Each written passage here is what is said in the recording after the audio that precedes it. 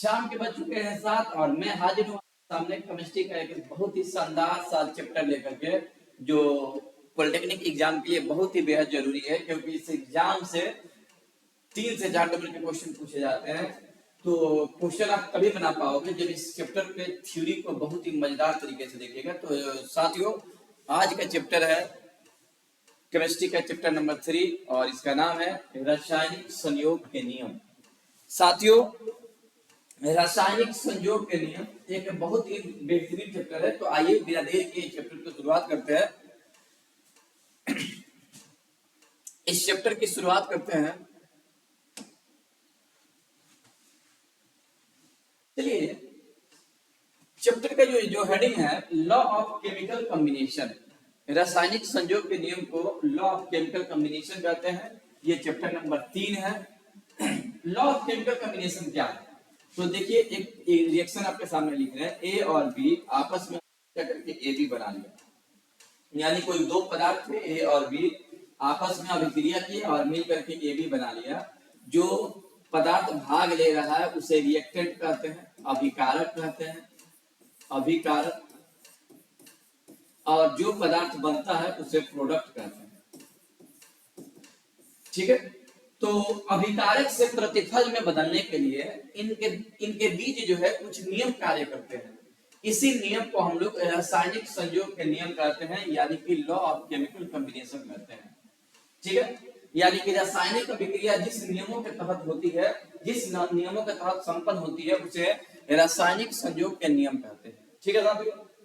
देखिए, रासायनिक संयोग के नियम में मुख्य रूप से 5 नियम को सम्मिलित किया गया है, यानी कि इसमें 5 नियम को पढ़ना रहता है। आप तो कहिएगा सर स्लाइड पे 4 ही दिखाई दे रहा है, तो 5 एक लिख देते हैं, ये छूटा हुआ।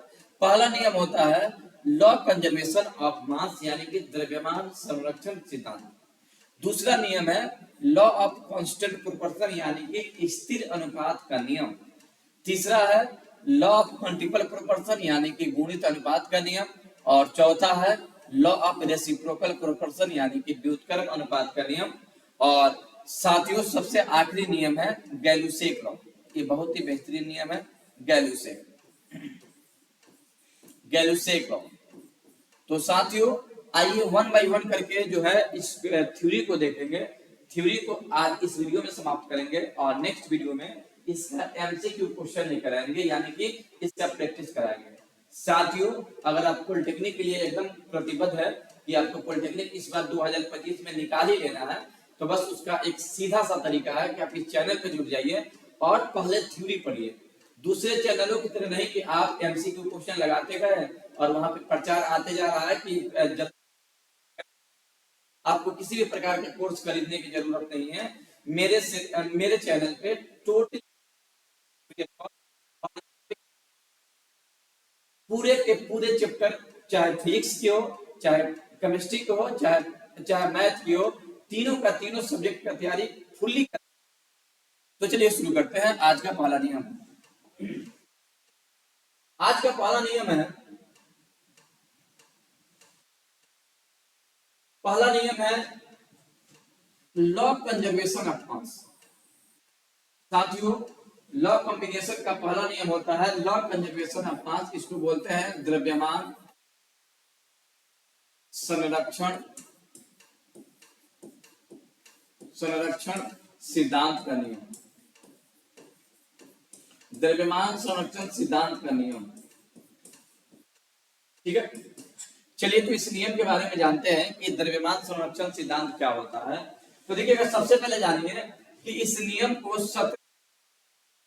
एक्चुअली पॉलिटेक्निक में ईस्वी का कोई आवश्यकता नहीं होता है, लेकिन किसके द्वारा बेहद जरूरी है। तो साथियों, इस नियम को एल लेबोजियस के द्वारा दिया गया था। एल लेबोजियस, हिंदी में इसको लभवाजे भी लिखा जाता है। क्या लिखा जाता है दोस्तों? लभवाजे भी लिखा जाता है। यानी कि इस नियम का प्रतिपादन किसने किया था? तो द्रव्यमान का प्रतिपादन लभवाजे के द्वारा किया गया था। ठीक है साथियों, अब इस नियम को देखेंगे।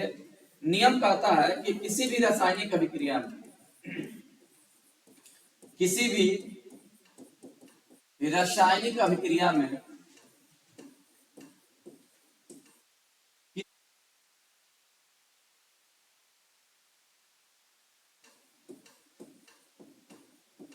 अभिकारक का द्रव्यमान या अभिकारक का कुल द्रव्यमान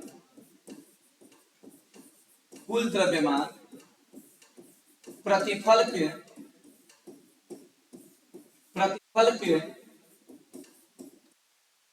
कुल द्रव्यमान के बराबर होता है। कहता है कि किसी भी रासायनिक अभिक्रिया में अभिकारक का जो कुल द्रव्यमान होता है प्रतिफल के कुल द्रव्यमान के बराबर होता है। जैसे कि अगर A प्लस B आपस में अभिक्रिया करके AB बना लिया तो होगा क्या इसमें, अगर AB बना लेता है तो इसको कहेंगे अभिकारक। तो अगर मान लेते हैं कि ये 100 ग्राम है तो अभिक्रिया के बाद ये भी 100 ग्राम ही प्राप्त होगा, यानी कि अभिकारक 100 ग्राम तो प्रतिफल भी 100 ग्राम होगा। इसी को द्रव्यमान संरक्षण सिद्धांत कहते हैं। यह नियम और भी एक बात बोलता है, कहता है कि द्रव्य माने पदार्थ, द्रव्य को न तो उत्पन्न किया जा सकता है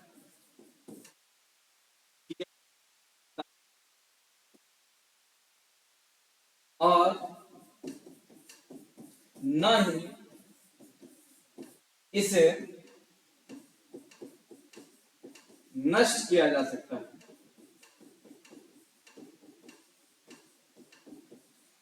है क्योंकि द्रव्य अविनाशी होते हैं।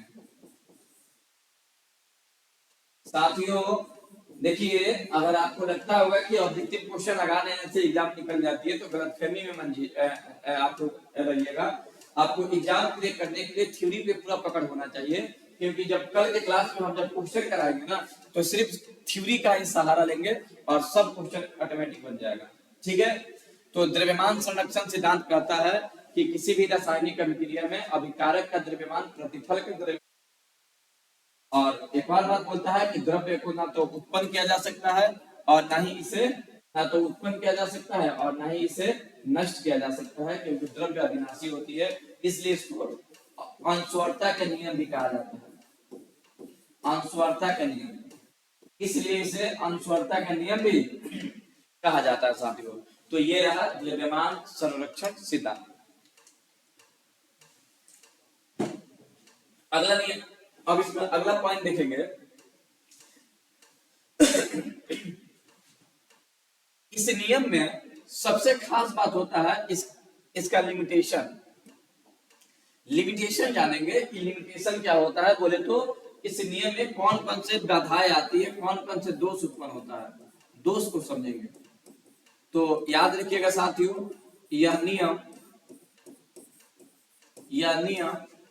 नाभिकीय अभिक्रिया के लिए, यह नियम नाभिकीय अभिक्रिया के लिए लागू नहीं होता। याद रखिएगा दोस्तों, ये नियम जो है नाभिकीय अभिक्रिया के लिए लागू नहीं होता। कैसे? तो देखिए, नाभिकीय अभिक्रिया जो है ना यूरेनियम से सामान्यतः संपन्न स्टार्ट होती है। यूरेनियम 235, अगर हम न्यूट्रॉन से इस पे आघात कराएंगे, बमबार्ड, तो बेरियम और क्रिप्टन प्राप्त होता है। बेरियम और क्रिप्टन और 3 न्यूट्रॉन प्राप्त होता है और इसके अलावा जो है एनर्जी प्राप्त होता है। इसमें क्या होता है कि अभिकारक का जो मास होता है ना प्रतिफल के मास के बराबर नहीं होता। मैं इसका जो मास होता है प्रतिफल का वो कम होता है, और ये एनर्जी जाता, सॉरी ये मास जाता कहाँ है, तो ये मास जो है एनर्जी में कन्वर्ट हो जाता है। और इसको बताया गया था आइंस्टाइन की इक्वेशन में, E बराबर mc², में। यानी कि जो मास क्षय होता है ना, जो मास लॉस होता है वो किससे ज्ञात होता है? आइंस्टाइन का इक्वेशन से, यानी E बराबर mc²। तो साथियों आपको याद रखना है कि यह नियम जो है नाभिकीय अभिक्रिया के लिए लागू नहीं होती है। बस आपको इसको पकड़ के चलना है, इसको याद करके चलना है। ठीक है, तो आइए ये नियम समाप्त होता है। अब हम इसके आगे देखते हैं। अगर आपको जो भी लिखना है वीडियो को पॉज करके लिखते रहिएगा। अगला नियम देखते हैं। अगला नियम है लॉ ऑफ कांस्टेंट या डिफिनिट प्रोपोर्शन। कांस्टेंट या डिफिनिट प्रोपोर्शन, इसका हिंदी होता है स्थिर या निश्चित, स्थिर या निश्चित अनुपात का नियम, अनुपात का नियम। ठीक है साथियों, देखेंगे कि स्थिर अनुपात का नियम कब दिया गया था और किसके द्वारा दिया गया था। तो साथियों, इस नियम को 1897 ईस्वी में दिया गया था और देने वाला व्यक्ति कौन था? प्राउस्ट था। ये कहाँ के रहने वाले थे? तो फ्रेंच के रहने वाले थे, यानी कि फ्रांस के रहने वाले थे। ठीक है साथियों, इसको याद रखिएगा। ठीक है, आपसे पूछा जाता है कि बताइए प्राउस्ट कहाँ के रहने वाले थे, तो प्राउस्ट जो है फ्रेंच के रहने वाले थे, यानी फ्रांस के रहने वाले थे। ठीक है, और ये नियम किसके लिए लागू होता है? सबसे इंपॉर्टेंट बात, ये नियम यौगिकों के लिए लागू होता है। ये समझिए कि ट्रिक है पहचानने का। जब हम पिछले वीडियो में क्वेश्चन, आने वाले वीडियो में जब क्वेश्चन बनवाएंगे ना, तो आपको इन सारे ट्रिक के सहायता से ही बड़े बड़े क्वेश्चन का हल करना है। ठीक है, याद रखिएगा, निश्चित अनुपात का नियम यौगिकों के लिए लागू होता है। नियम करता क्या?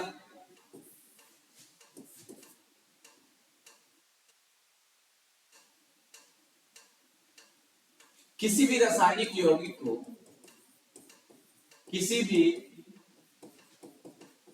रासायनिक यौगिकों को किसी भी विधि या स्रोत से क्यों न प्राप्त किया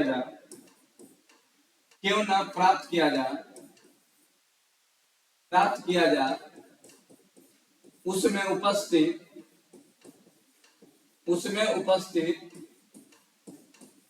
तत्वों के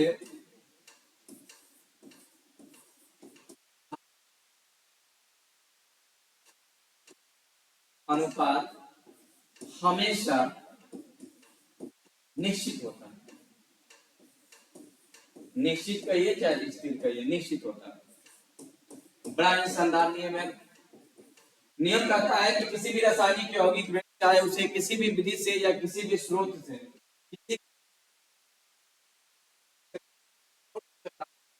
उसमें जो तत्व है उसके भारों का अनुपात हमेशा क्या होगा? निश्चित। जैसे वाटर की बात करें, वाटर का फॉर्मूला होता है H2O। वाटर को या तो आप रिवर से प्राप्त करो, ठीक है, यानी नदी से प्राप्त करो, या झरना से प्राप्त करो, या फिर वर्षा से प्राप्त करो। अगर वाटर है तो इसमें जो तत्वों का अनुपात है कभी नहीं बदलेगा। जैसे 2 हाइड्रोजन है और 1 ऑक्सीजन है, ठीक है, तो 2 का 2, हाइड्रोजन का 1 और ये ऑक्सीजन का 16, 2 8 16, यानी कि 1:8। जल में हाइड्रोजन और ऑक्सीजन के भारों का अनुपात हमेशा, चाहे वो किसी भी क्षेत्र का पानी हो, उसमें जो उसका जो एलिमेंट है उसके भारों का अनुपात हमेशा 1:8 ही होता है। इसी को स्थिर अनुपात का नियम कहते हैं। साथियों, चलिए इस नियम को लिखिए। चलिए तो आगे बढ़ते हैं। इसका भी कुछ लिमिटेशन आप, तो आइए इसका 2 से देखते हैं। ठीक है, अगला देखिएगा लिमिटेशन। किसका 2 से देखने हम लोग जा रहे हैं? तो हम लोग 2 से देखने जा रहे हैं स्थिर अनुपात के नियमों का। स्थिर अनुपात के नियमों का 2 पढ़ेंगे। स्थिर अनुपात के नियम का 2 से देखेंगे। ठीक है, तो साथियों सबसे पहले याद रखिएगा कि यह नियम आइसोटॉप्स के लिए लागू नहीं होता।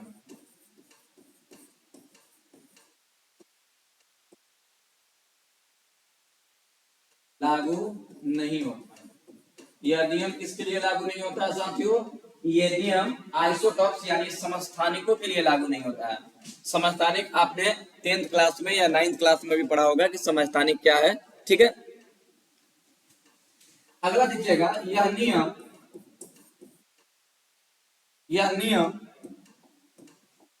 भिन्न भिन्न ऑक्साइड के लिए लागू नहीं होता। साथियों याद रखिएगा, ये नियम के लिए यानी विभिन्न प्रकार के ऑक्साइड के लिए लागू नहीं होता है। अगला देखिएगा, यह नियम वैसे तत्वों के लिए लागू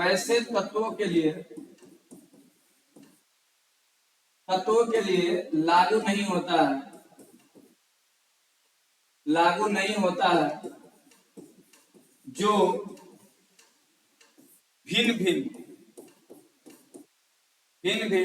जो भिन्न भिन्न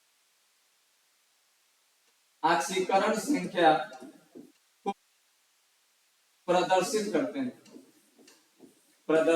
करते हैं। तो साथियों आप याद रखिएगा कि यह नियम वैसे तत्वों के लिए लागू नहीं होता है जो भिन्न ऑक्सीडेशन नंबर को शो करते हैं। लागू नहीं होता है तो देखिए Fe2O3 और Fe3O4, इन दोनों में लोहा का ऑक्सीडेशन नंबर अलग अलग होता है, तो इन दोनों ऑक्साइडों में यह नियम लागू नहीं होगा। ठीक है, तो हम लोग कितने नियम पढ़ लिए अभी हम लोग 2 नियम समाप्त कर लिए।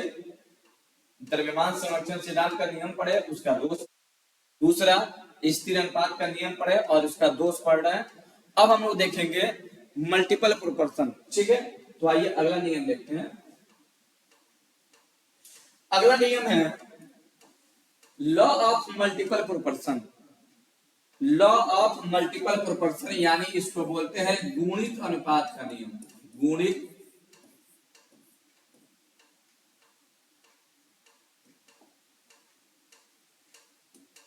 लॉ ऑफ मल्टीपल प्रोपोर्शन,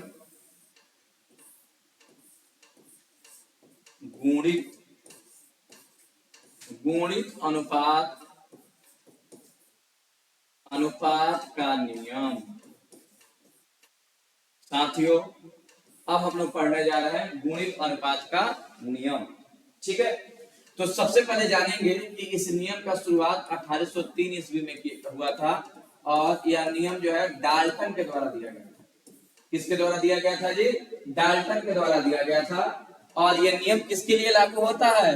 यह नियम जो है विभिन्न प्रकार के ऑक्साइड के लिए लागू होता है। विभिन्न प्रकार के ऑक्साइड के लिए लागू होता है। ऑक्साइड के लिए लागू होता है। ठीक है, एकदम इसको याद रखिएगा, ये आपका ट्रिक है। ठीक है, आपसे पूछा जाएगा बताओ कि जो डाल्टन का नियम है यानी कि गुणित अनुपात का नियम है किसके लिए लागू होता है, तो आपका जवाब होना चाहिए ऑक्साइड के लिए लागू होता है। विभिन्न प्रकार के ऑक्साइड के लिए लागू होता है। तो साथियों आगे बढ़ेंगे और इसका परिभाषा देखेंगे। परिभाषा होगा,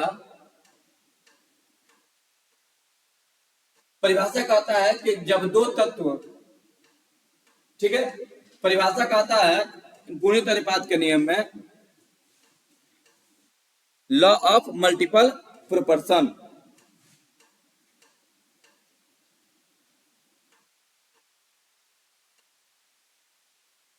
कहता है कि जब दो तत्व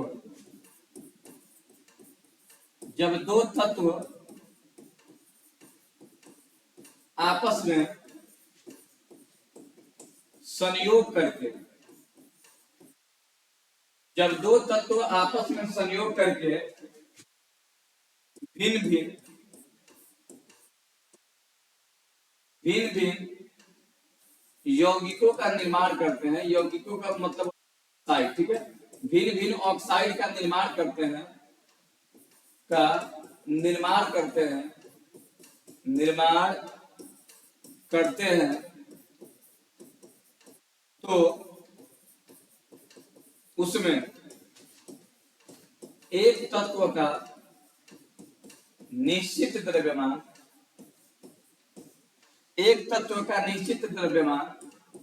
जो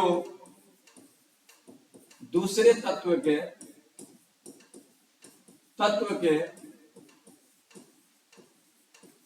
निश्चित द्रव्यमान से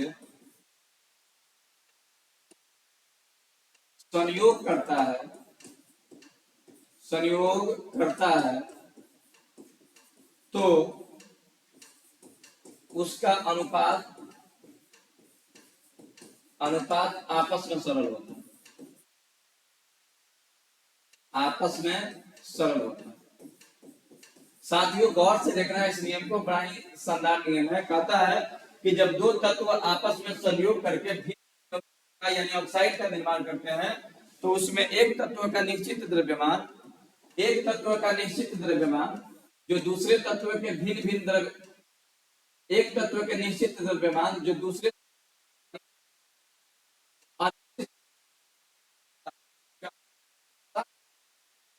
आइए एक एग्जांपल देखते हैं और इस एग्जांपल के माध्यम से इसको समझेंगे हम लोग।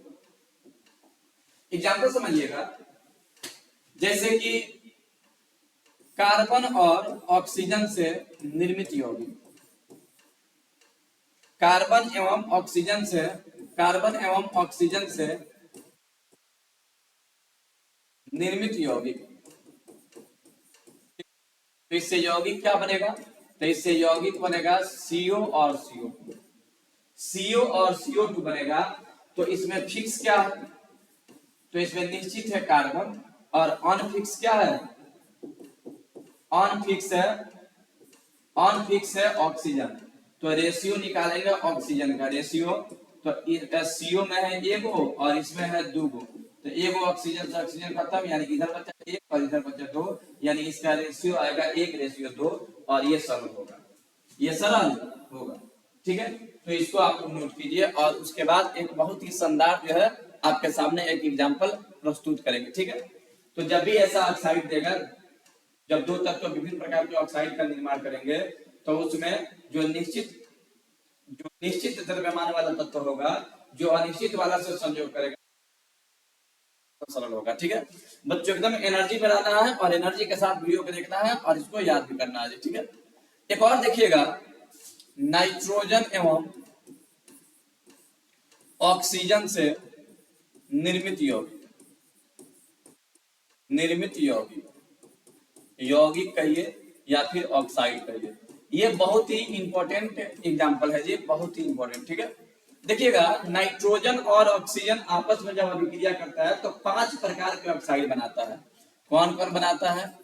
N2O बनाता है, ठीक है। और कौन बनाता है? NO बनाता है। और कौन बनाता है? N2O3 बनाता है। और कौन बनाता है? NO2 बनाता है। और कौन बनाता है? I बनाता है। साथियों याद रखिएगा, नाइट्रोजन 5 प्रकार के ऑक्साइड बनाता है। इसमें फिक्स कौन होता है? तो इसमें फिक्स होता है नाइट्रोजन और अनफिक्स कौन होता है? अनफिक्स कौन होता है? ऑक्सीजन होता है।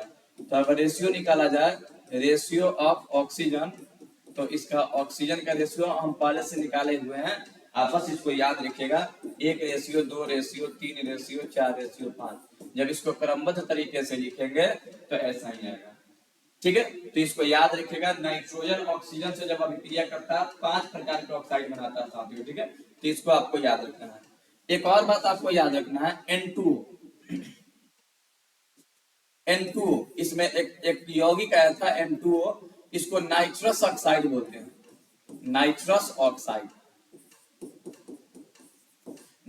ऑक्साइड बोलते हैं। इसको हास्य गैस के नाम से जानते हैं, हास्य गैस माने हंसाने वाला गैस। एक टीयर गैस होता है रुलाने वाला और ये गैस है हंसाने वाला, इसको लाफिंग गैस के नाम से जाना जाता है। इसका रासायनिक नाम याद, सामान्य नाम भी याद रखिएगा, हास्य गैस, ठीक है। तो मल्टीपल प्रोपोर्शन भी समाप्त हुआ। अब अगला नियम पढ़ेंगे साथियों। अगला नियम है लॉ ऑफ रेसिप्रोकल प्रोपोर्शन, यानी कि व्युत्क्रम अनुपात का नियम, यानी इसको कहते हैं व्युत्क्रम अनुपात का नियम, अनुपात या समानुपात का नियम, व्युत्क्रम अनुपात का नियम। साथियों बहुत ही शानदार रिएक्शन है ये, बहुत ही शानदार ये नियम है। तो सबसे पहले जानेंगे कि इस नियम को कब दिया गया था और किसके द्वारा दिया गया था। साथियों इस नियम को 1792 ईस्वी में दिया गया था, यानी सबसे पहले अगर नियम कोई आया था तो यही था, 1792 में दिया गया था। और किसके द्वारा दिया गया था? रीचर के द्वारा दिया गया था। किसी किसी बुक में रीचर दिया है और किसी किसी बुक में रिक्टर दिया है, तो दोनों नाम आपको याद रखना है साथियों, रीचर और रिक्टर। व्युत्क्रम अनुपात के नियम 1792 में दिया गया था, और किसके द्वारा दिया गया था? रीचर या रिक्टर के द्वारा दिया गया था। और इसके ट्रिक याद रखिएगा कि इसमें कितने तत्व भाग लेते हैं, तो लिखेंगे इसमें 3 तत्व भाग लेते हैं, 3 तत्व भाग लेते हैं, तत्व भाग लेते हैं। अगर किसी भी क्वेश्चन में कोई बड़ा से बड़ा क्वेश्चन हो, पहले आप पढ़ के समझ लीजिएगा कि इसमें एक तत्व भाग लिया है कि 2 तत्व भाग लिया है कि 3 तत्व भाग लिया है, ठीक है। तो आइए इस नियम को देखते हैं। नियम कहता है कि जब 2 तत्वों के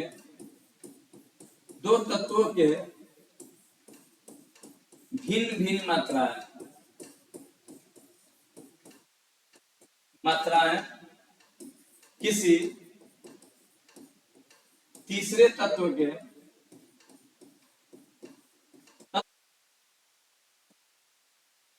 निश्चित मात्रा से संयोग करती है तो उसका अनुपात आपस में सरल होता है, ठीक है। यानी कि 3 गो तत्व है, 2 तत्व की भिन्न भिन्न मात्रा है, तीसरे तत्व के निश्चित मात्रा से संयोग करती है। जैसे कि हम एक यहाँ पे पिरामिड जैसा बना रहे हैं, ए बी और यहाँ पे बना रहे हैं सी, ठीक है। 3 गो तत्व है और ये है फिक्स और ये दोनों फिक्स नहीं है, ठीक है।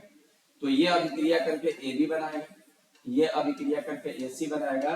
तो अगर बी सी की बात करें तो ये अभिक्रिया करके बी सी बनाएगा।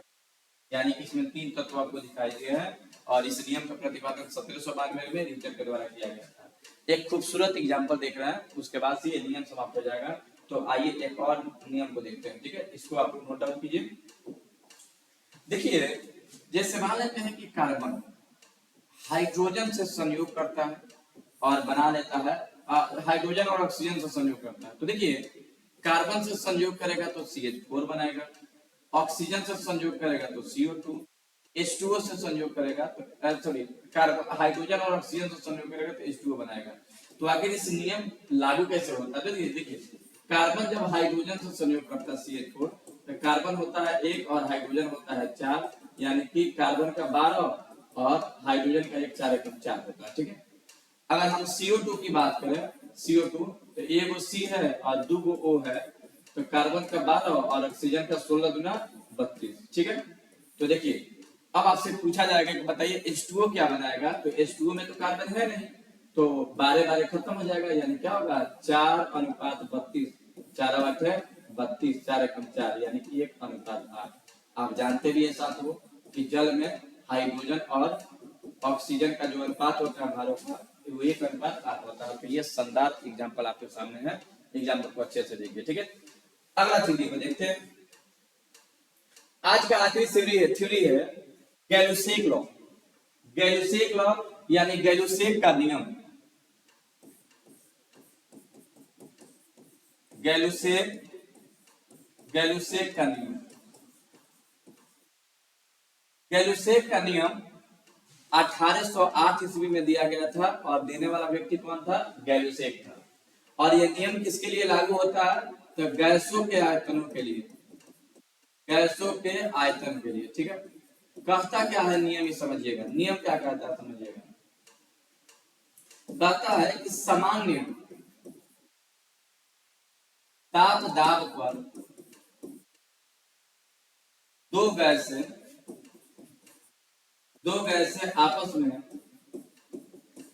आपस में क्रिया करके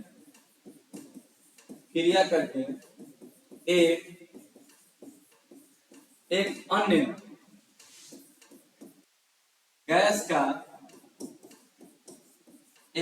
गैस का निर्माण करती है तो उन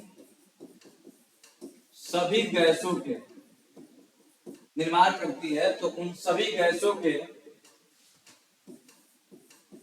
आयतनों का आयतन अनुपात सरल होता है, सरल होता है। ठीक है, कहता है कि सामान्य ताप दाब पर दो गैसें आपस में क्रिया करके जब किसी अन्य गैस का निर्माण करती है तो उन सभी गैसों के आयतनों का अनुपात निश्चित होता है। कहने का एग्जाम्पल देख लीजिएगा। चलिए इसको आगे बढ़ाते हैं। एक एग्जाम्पल देखिएगा, नाइट्रोजन गैस हाइड्रोजन से अभिक्रिया कर रहा है, ठीक है, और अभिक्रिया करके बना रहा है NH3, ये भी गैस है, तीनों गैस है। अब इसको बैलेंस करें अगर हम, तो बैलेंस करेंगे तो इसमें क्या मिलेगा आपको, नाइट्रोजन यहाँ पे देंगे 3, नाइट्रोजन 2 है और यहाँ पे देंगे 2, बैलेंस हो गया जी। यानी इसका आयतन यहाँ कुछ नहीं है तो 1 है, यानी आयतन V1 का मान जो होता है 1V हो गया, ये है V2 का मान हो गया 3 और V3 का मान हो गया कितना 2V। अब इसका रेशियो निकाला जाए, आयतन का रेशियो निकाला जाए तो रेशियो होगा 1V 3V और 2V, V कैंसिल, यानी 1:3:2, यानी आयतन का अनुपात कितना हो गया जी 1:3:2, और ये अनुपात कैसा है साथियों, तो ये अनुपात सरल, ठीक है।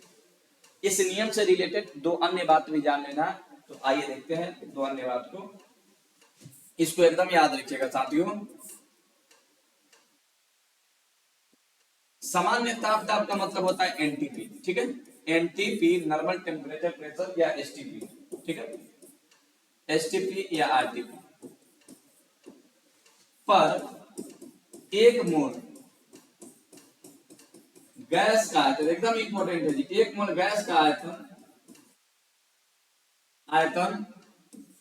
22.4 लीटर या 22,400 सीसी होता है, ठीक है। ये आपको पहला बात याद रखना है कि एक मोल गैस का आयतन कितना होता है जी, एक मोल गैस पर 22.4 लीटर या 22,400 सीसी होता है, और दूसरा बात जानना है 1 सीसी बराबर होता है 1 CM³, ठीक है, इस बात को आपको जानना है।